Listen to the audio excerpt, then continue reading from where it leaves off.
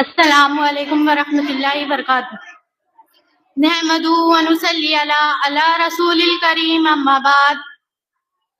قال اللہ تعالی اعوذ باللہ من الشیطان الرجیم، بسم اللہ الرحمن الرحیم۔ محترم سامعین اکرام، میں آپ کے سامنے ایک چھوٹی سی تقریر پیش کرنا چاہتی ہوں جس کا موضوع ہے مسلمان کے حقوق۔ جس طرح ہمارے شریعت میں عبادت کی اہمیت ہے، اسی طرح مسلمان کے حقوق کی بھی اہمیت ہے۔ اگر ہم ان تمام حقوق کو ایک لفظ میں ادا کرنا چاہیے تو وہ لفظ محبت ہوں گی، یعنی ہر مسلمان بھائی پر لازم ہے کہ وہ دوسرے مسلمان سے محبت کرے۔ جہاں سچی محبت ہوتی ہے وہاں ایک دوسرے کی عصمت اور برائی کی حفاظت کی جاتی ہے۔ جہاں سچی محبت ہوتی ہے وہاں جنگ بجرل اور خون خرابہ نہیں ہوتا۔ جہاں سچی محبت ہوتی ہے وہاں ایک دوسرے کی جہاں سچی محبت ہوتی ہے وہاں نسل نسائن جذباتیں نہیں ہوتی ہے۔ کسی کہنے والے نے سچ کہا ہے، محبت کی تجلی سے کرورت دور ہوتی ہے، محبت وجہ تقسیم دل رجنور ہوتی ہے، کلی بنتی ہے جنت کی جمال حور ہوتی ہے، یہی وہ آگ ہے جو مسکرا کر نور ہوتی ہے۔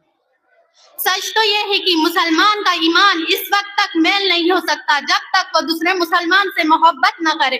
محبت کے بعد ہر مسلمان کا دوسرا حق یہ ہے کہ اس کی جان کو تبض دیا جائے۔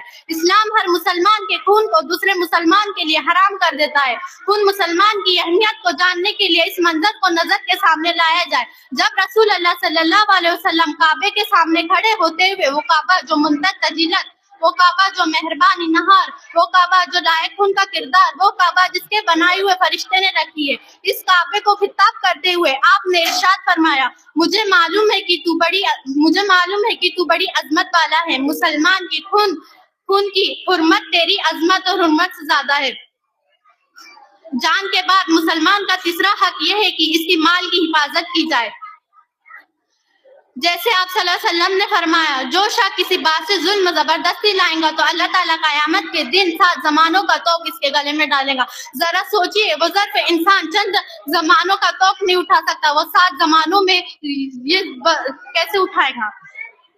اسی طرح رسول اللہ صلی اللہ علیہ وسلم کا فرمان ہے، خبردار ظلم نہ کرو، خبردار کسی آدمی کا مال جائز نہ کرو اس وقت کی جب صاحب اپنی خوشی سے دے۔